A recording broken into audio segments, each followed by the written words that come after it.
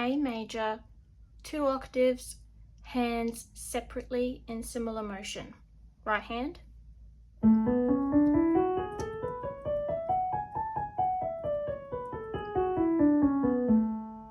Left hand.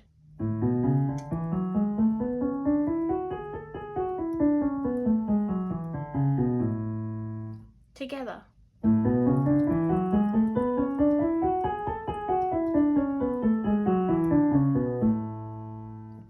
The relative minor is F sharp minor. Here is F sharp natural minor, 2 octaves, hands separately in similar motion. Right hand.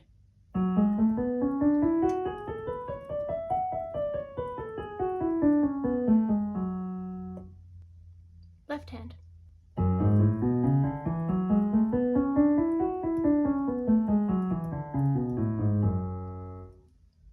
Together.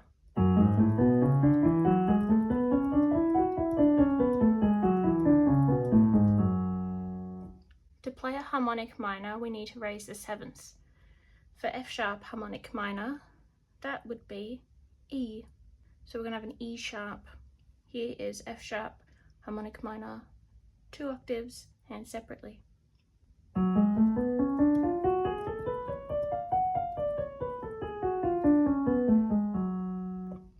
Left hand.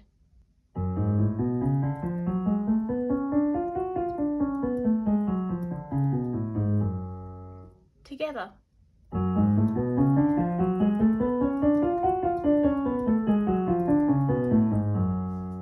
E flat major, 2 octaves, hands separately in similar motion.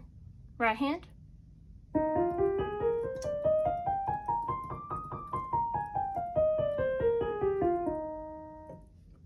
Left hand.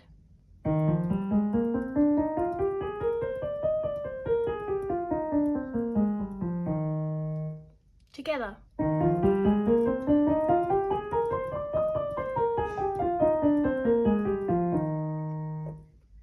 The relative minor is C minor. Here's C natural minor, hands separately, 2 octaves in similar motion. Right hand.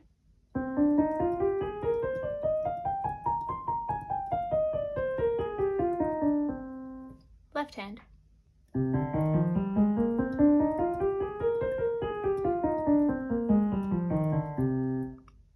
Together.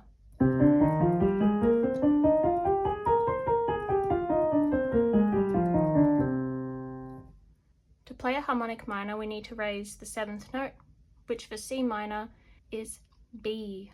Here is C harmonic minor, 2 octaves, hands separately, similar motion. Right hand.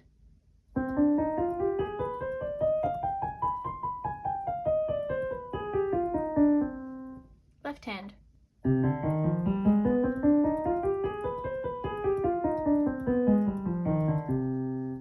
Together.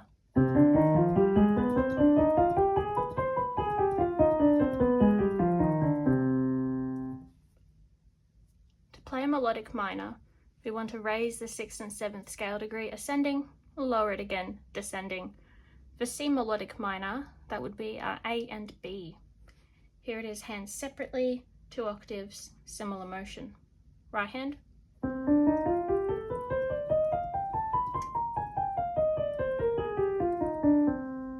Left hand.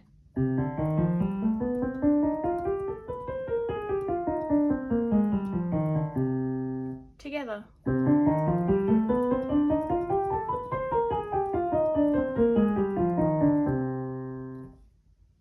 D major, 2 octaves, in contrary motion.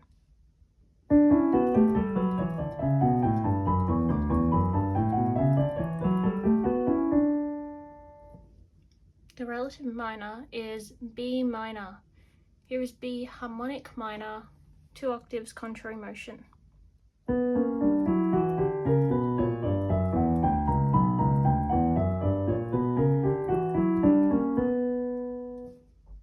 B flat major, hands together, in contrary motion, 2 octaves.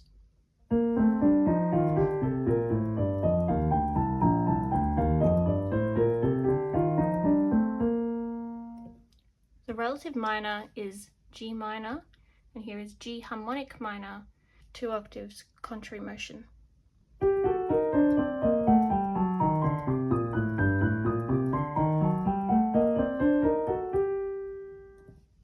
A chromatic scale, 2 octaves, commencing on A, hands separately and together. Right hand.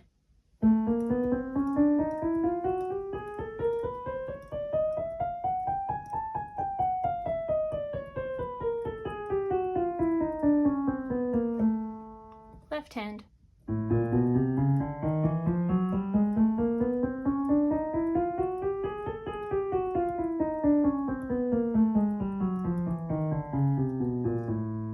Together.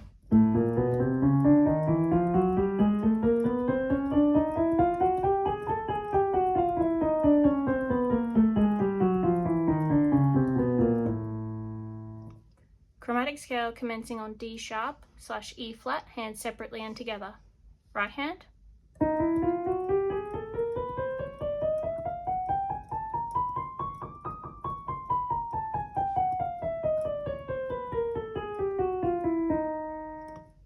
Left hand.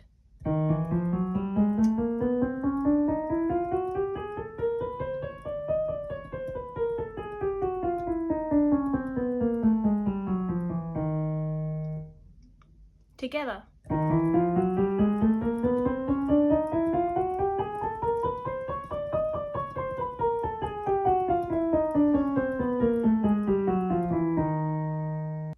Technical exercises.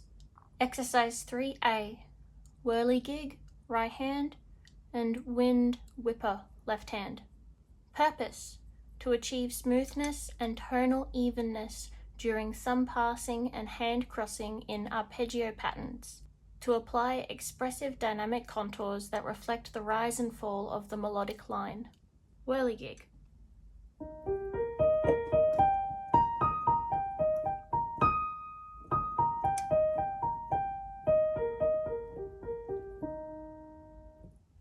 Wind Whipper.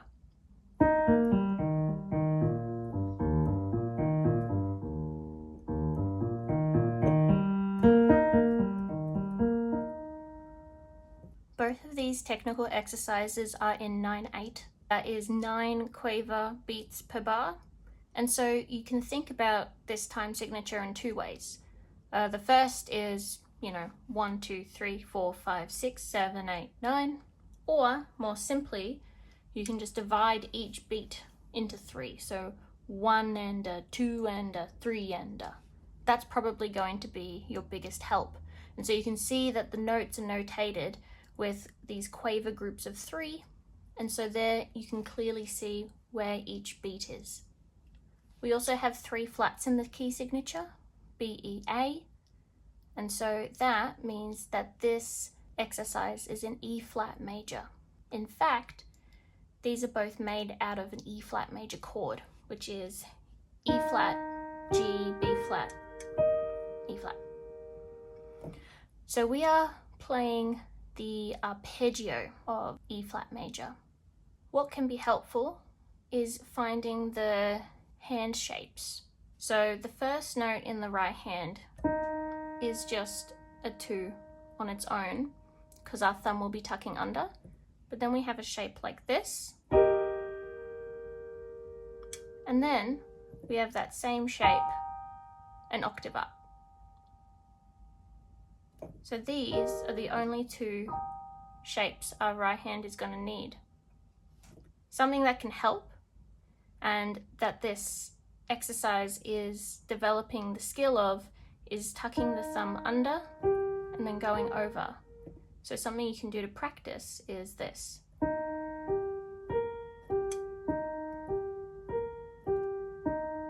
What you want to make sure is that your elbow doesn't stick out too far, and you're letting the movement turn in your wrist instead. A good way to practice this is to go to the landing of each new beat.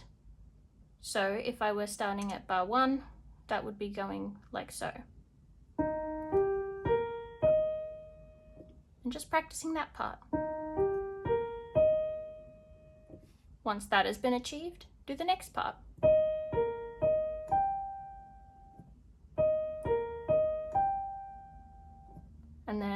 next part. To then the next beat, and to the next beat. And then paste the ideas together in 3 beat groups, so 1 bar at a time.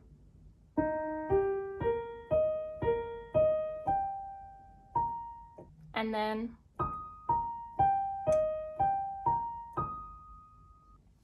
you can kind of keep the flow going and put those ideas together.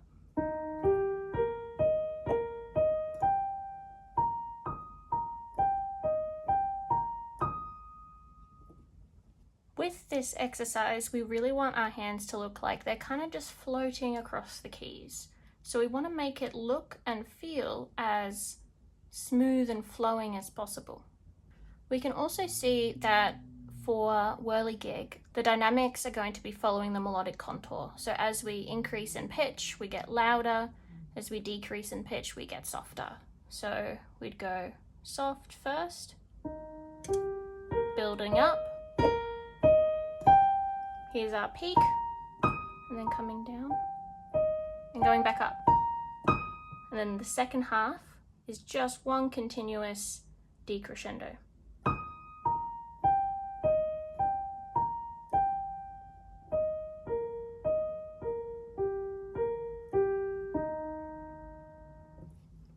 I'd recommend starting this with maybe a slower pace than you think you'll need, making sure that you can play it really securely and smoothly, and then speeding it up a little bit.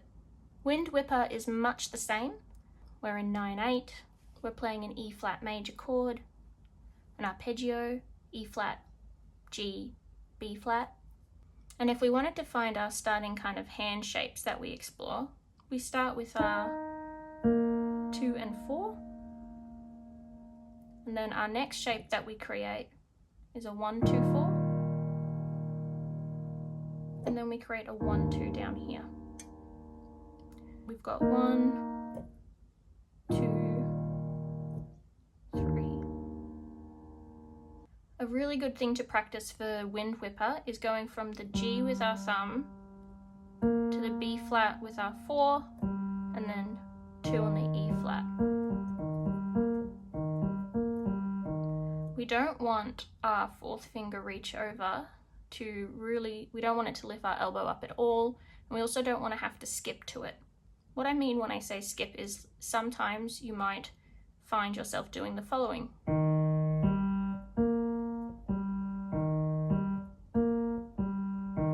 Because it's easier to get the 4th over if you let go of your thumb, but we can't be doing that. So we want to keep it legato.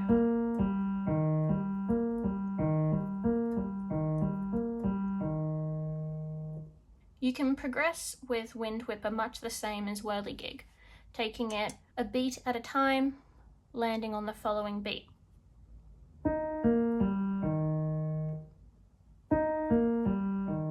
And then, and so forth. Dynamically, most of the time, we're following the melodic contour. As we go down, we get softer. As we go up, we get louder. However, for the ending of the piece, we end on our high E flat, but we want to be soft. So bars 3 and 4 would look like the following.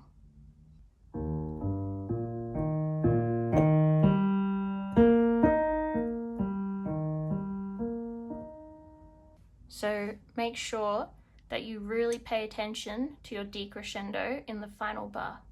Technical exercise 3B, alone.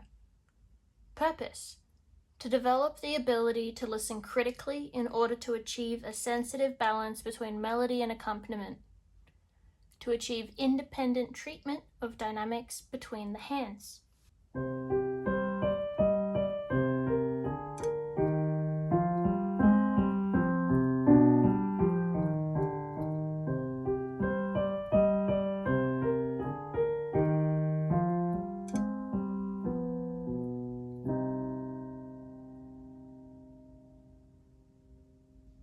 The first thing I'd note with this technical exercise is the key signature.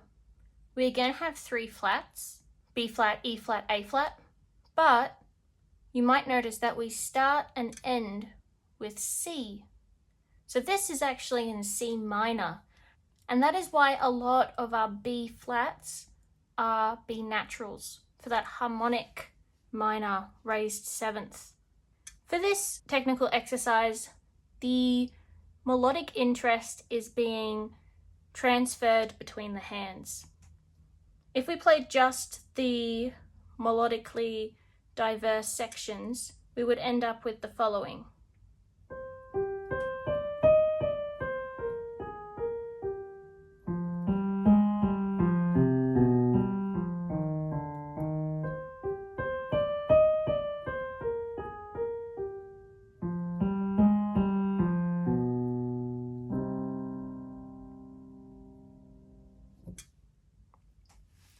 And you'll note that these sections are the ones that have a distinctly louder dynamic mark. We've got mezzo forte there. And so these parts need to be brought out more so than the crotchets accompanying it. I would say that it'd be good to practice just those quaver parts on their own first and get really used to the sound of hearing the melody line move between the hands, so that when you do play hands together, you can treat the melody line as one unit. In the left hand, a lot of the time we have this slurred pair of notes, and then we have a repeated note. Be sure to not make the end of the slur a staccato, but instead let it be held for the entire value, and then you get to repeat the note. And this will help with that expressive, smooth flow that we're looking for. With bar 4 in the right hand, we have a D, a G, and then a G with your thumb. It's really good to kind of practice this instead of a static hand change. Think of it as kind of floating from one to the other. So as the pinky G is being played, get the thumb ready and it can take over. Some other things to note is that in the left hand, we have this extra stretch at the end of bar 3 with our ring finger so that we can reach the B natural with our pinky. So make sure that your hand is ready to do that extra stretch.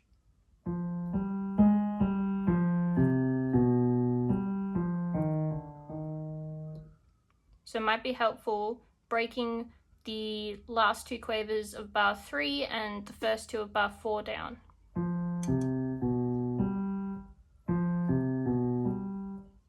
Take note that the final chord is played with fingers 1 and 4. We're not used to probably playing a chord in that position, but it helps us flow really nicely from the penultimate note. So the right hand is going from a 2 to a 1-4. The left hand is going from a 5 to a 1-4. Try and avoid making the E flat stick out, as remember we're playing a C minor chord and we don't want that third note to be too loud.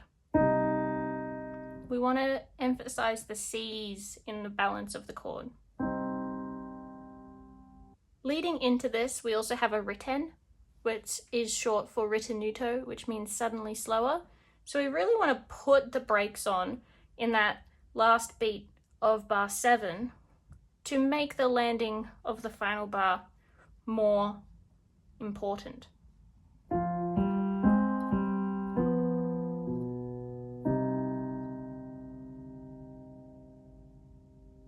One last thing with the dynamics, it can be helpful to play them at their dynamic extremes to help us make the balance between the hands stand out.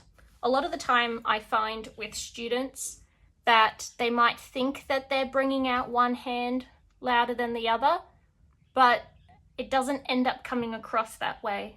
And I think that's probably because somewhere between the brain and the hands, we think we're doing it, and then our fingers are like, no, let's not do it. So we've got to make it really extreme, and then it ends up becoming, to the outside perspective, a normal volume. So if you're struggling to bring out the hands, I'd recommend trying to do it at its most extreme first, which will sound a bit crazy. So if I did that with bars 1 and 2,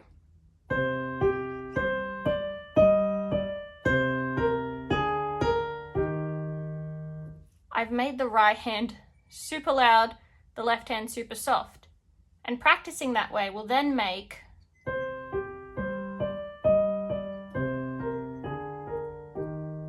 the actual balance a lot better. Especially with the left hand, a lot of people find that bringing out the left hand is a lot harder. So this will be a really good exercise for that as well. Here's bars 3 and 4.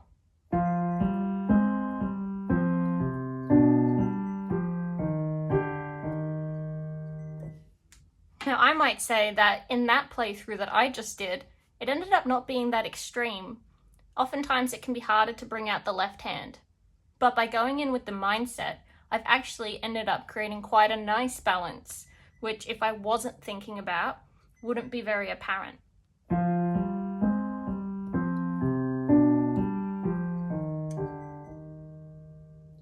Exercise 3C, my special place. Purpose: the development of flexibility in the wrist, the production of a clear, sonorous tone in chord playing. So sonorous is referring to sound.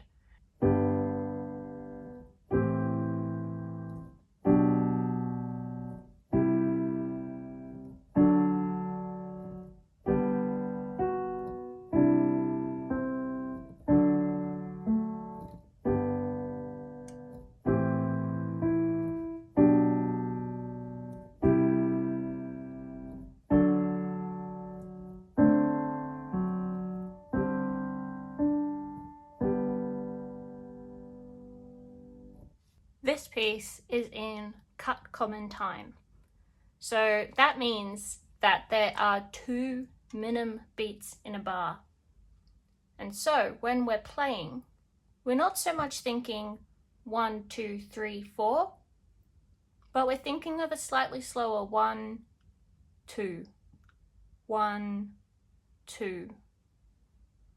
We also have an F sharp, and that means that this piece is in G major. We can reinforce that with the start and end chord being a G major chord. Now, a big aspect about this piece is thinking about the sound within each chord. What notes are important to sound and which notes are less important to sound. When we're playing chords, we actually don't want to play every single note in the chord at the exact same volume. What we want to do is bring some of the notes in the chord out and keep some of them a little bit back a bit to help balance the chord a bit more. You see this a lot if you play in an ensemble or an orchestra. If you have the third of a chord, you would want to play a little bit back a little bit to let the root and the dominant notes stand cleanly. For example, in this first chord, we have the tonics, the dominant, the B is the third. If I make the B super loud, it's not very balanced. But if I bring it back a bit, it sounds a lot better. So as you're playing your chords, think about what your chord is and what notes in it are the important ones to the pitch and to the flow of the melody. Which sections have notes moving and which notes are static.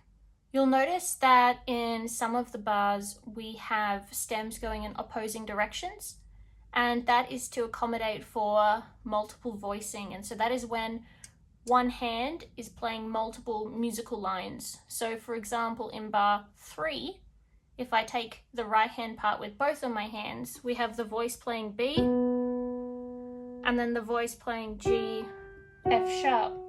So they'd start together and then change.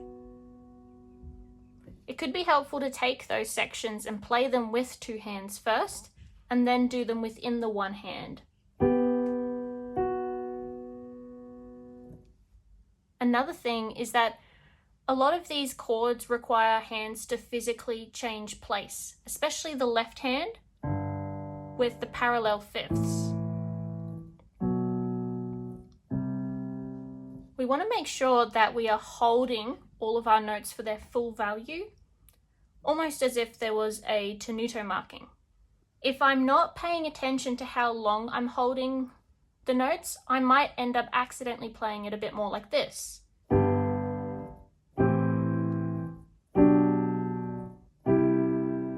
And we want to avoid that. So try and make it so that you only move at the last second.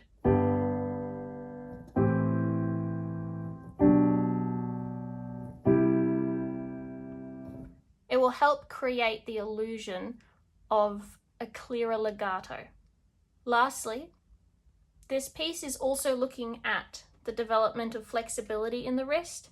So, like we were talking about before, being able to smoothly just bounce up to the next spot and keeping it very, very clear.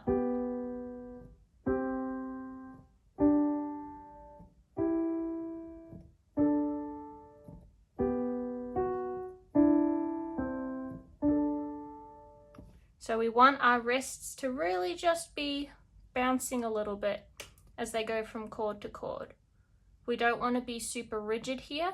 We want to be able to have nice, relaxed wrists that can move from chord to chord without too much rigidity.